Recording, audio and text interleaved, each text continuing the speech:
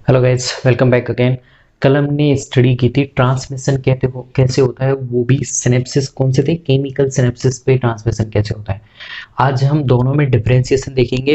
एक electrical transmission जो electrical synapse पे होता है, दूसरा केमिकल सिनेप्स पे होने वाले केमिकल ट्रांसमिशन। दोनों के बीच में क्या क्या थोड़ा सा डिफरेंशिएशन है वो यहाँ पे जानना जरूरी है। तो हमने स्ट्रक्चर वही सेम रहेगी न्यूरॉन्स में जो सिनेप्स बनते हैं, यानी कि एक न्यूरॉन का जो एक्सॉन है दूसरे न्यूरॉन के डेंड्रॉन के साथ में जो संबंध बनाता है उसे सिनेप्स कहते हैं।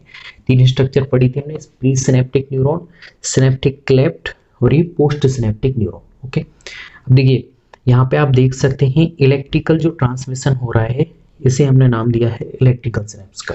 जहाँ पे केमिकल सिनेप्स है वहाँ पे केमिकल ट्रांसमिशन होगा। ओके, वो कल हमने उसी की स्टडी की थी। अब देखिए थोड़ा सा बेसिक अंतर ये है इलेक्ट्रिकल सिनेप्स और केमिकल सिनेप्स में कि आपके गैप जंक्शंस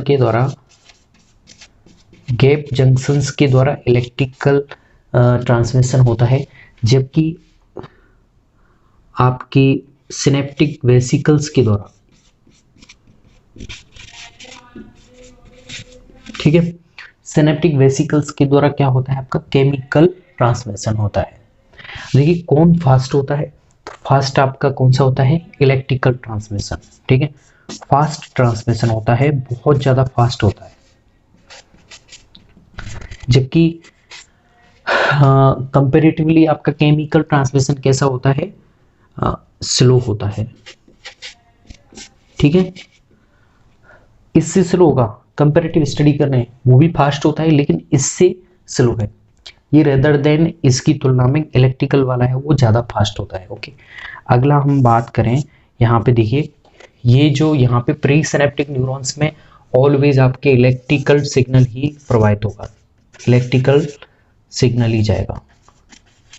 ठीक है, यहाँ पे भी इलेक्ट्रिकल सिग्नल है। देखिए यहाँ पे गैप जंक्शन के द्वारा जो सिनेप्टिक क्लेफ्ट में पहले यहाँ सिनेप्टिक वेसिकल्स आती थी, एक्सोसाइटिस के द्वारा एसिटाइल कोलिन को मुक्त कर रही थी, अब की बार वो डायरेक्ट गैप जंक्शन, ये जो आपको दिखाई दे रहा है बीच में ये चैनल दिखाई दे रहा है, इसे नाम देते हैं हम, किसका नाम देते हैं, इसे बोलते हैं गैप जंक्शन।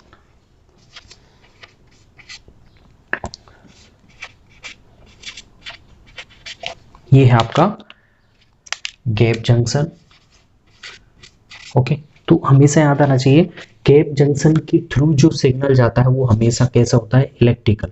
तो वापस से इलेक्ट्रिकल ट्रांसमिशन होगा। ठीक है, और पोस्ट सिनेप्टिक न्यूरॉन में ऑलवेज इलेक्ट्रिकल सिग्नल ही जाता है। ओके, लेकिन अब जैसे हम केमिकल सिनेप्स में देखें तो यहाँ पे इलेक्ट्रिकल सिग्नल, जबकि सिनेप्टिक क्लेफ्ट वाले स्थान पे कैसा सिग्नल जाएगा, केमिकल सिग्नल। क्यों जा रहा है, क्योंकि यहाँ पे एसिटाइल कोलिन मुक्त हो रहा है, एक्सोसाइटिस के द्वारा पुटकाएं आपके न्यूरोट्रांसमीटर को यहाँ पे मुक्त कर रही है, तो एक केमिकल सिग्नल है। उसके बाद में से रिसेप्ट किया जाता है, तो पोस्ट सिनेप्टिक न्यूरॉन में वापस से इलेक्ट्रिकल सिग्नल आ जाता है। ओके, अब देखिए सबसे मोस्ट थिंग है कि जो आपका इलेक्ट्रिक सिग्नल है वो कैसा होता है, बाई डायरेक्शनल होता है। ये मोस्ट इंपॉर्टेंट चीज है याद रखने की कि बाई डायरेक्शनल है, यानी कि ये प्री से पोस्ट की तरफ जा सकता है, साथ में पोस्ट से वापस प्री की तरफ भी से भेजा जा सकता है।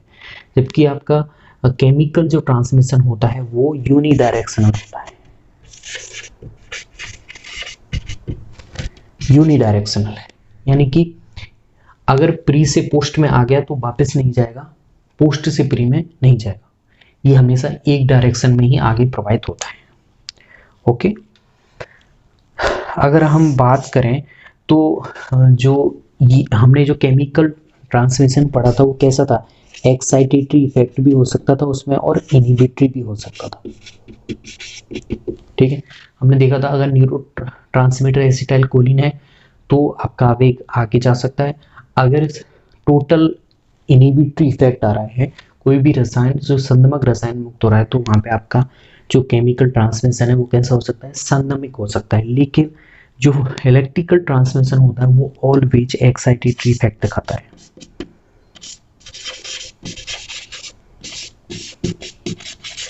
यानी कि ये आवेग को हमेशा आगे प्रोवाइड करेगा, ये कभी उसे संदमित नहीं करेगा, जबकि केमिकल ट्रांसमिशन में आवेग को रोका भी जा सकता है और आगे प्रभावित भी किया जा सकता है, दोनों चीजें हो सकती हैं।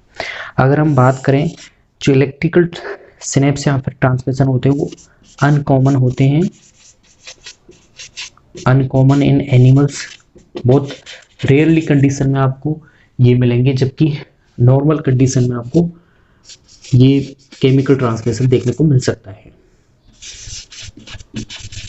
तो ये दोनों में बहुत बेसिक सा डिफरेंशिएशन है जो आपको आना जरूरी होता है।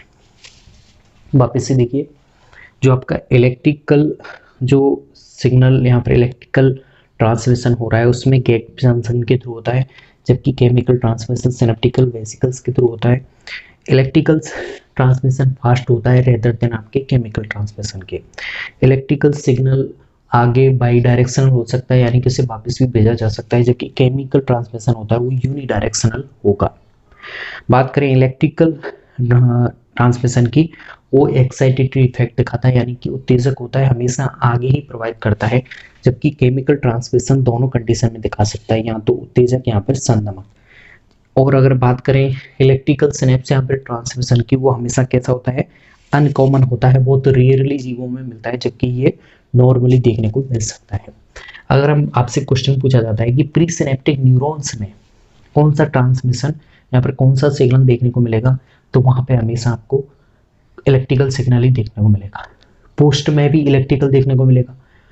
इलेक्ट्रिकल और जो केमिकल सिग्नल डिसाइड होता है वो सिनेप्टिक क्लेफ्ट के द्वारा डिसाइड होता है। किसके द्वारा? सिनेप्टिक क्लेफ्ट, प्री और पोस्ट के बीच की दरार के द्वारा डिसाइड होगा। अगर वहाँ केमिकल सीक्रेट हो रहा है तो उसे केमिकल ट्रांसमिशन कहेंगे। अगर वो गैप जंक्शन के थ्रू सीधा डायरेक्ट आगे जा रहा है तो वो आपका इलेक्ट्रिकल ट्रांसमिशन होगा। ओके, तो ये बेसिक सा है, इसमें कोई भी कंफ्यूजन नहीं है। कौन सा फास्ट होता है आपका? इलेक्ट्रिकल कम्युनिकेशन फास्ट होता है, ट्रांसमिशन फास्ट होता है, जबकि ये रेदर देन स्लो होता है। तो दोनों का बेसिक डिफरेंशिएशन है। I hope guys you will get it. If you have any problem then comment down below. Thanks.